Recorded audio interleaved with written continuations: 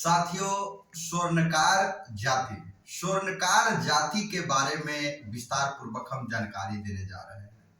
यह किसी किताब में या किसी रामायण में या किसी कुरान में या किसी जो ऐतिहासिक किताब का था इसमें लिखा हुआ नहीं है। मैं अपने अनुभव के आधार पर बताना चाह रहा हूँ। आखिर स्वर्णकार समाज की उत्पत्ति कहाँ से हुई है?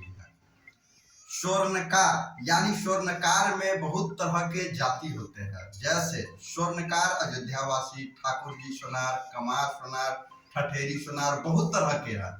इसका गिनती बहुत है।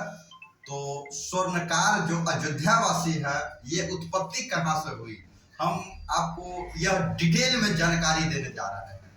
साथियों, त्रेता युग काल में भगवान राम और माता सीता की शादी तय हुआ। भगवान राम और माता सीता की शादी उस समय में त्रेता युग काल में तय हुआ और शादी का समय बहुत ही कम था, यानी 15 दिन उस समय के लिए बहुत महत्वपूर्ण माना जाता था।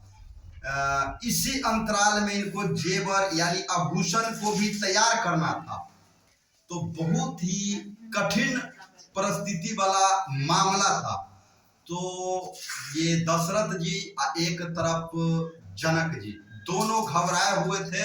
इतना कम समय में शादी कैसे संपन्न होगा और जेवर कैसे बनाया जाएगा? तो राम जी के पिता यानी भगवान राम जी के पिता जो दशरथ जी थे, वो जनक जी को बताए से आपको घबराने की कोई बात न है, से हम अपने अयोध्या से स्वर्णकार भाइयों को भेज रहे हैं आपके मिथिला।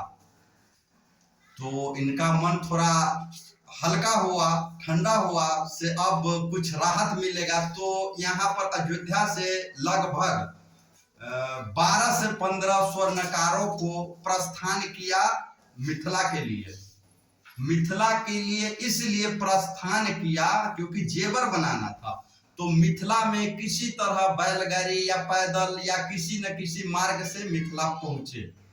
सोनार की टीम मिथिला के जो जनकपुर है यहाँ पर पहुंचे।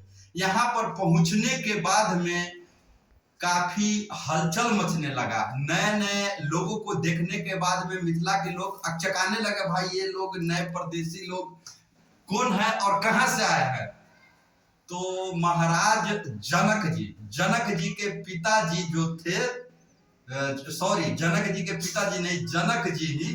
जनक जी ने अपने सिपाहियों से करके इनको रख रखाव करने का व्यवस्था करवाया। स्वर्णकार भाइयों के लिए व्यवस्था करवाने के बाद में इसके बाद क्या हुआ, इनको सारा चीज कंप्लीट हो गया और जेवर के लिए वो कुंटल के तौर पर चांदी और सोना दिया।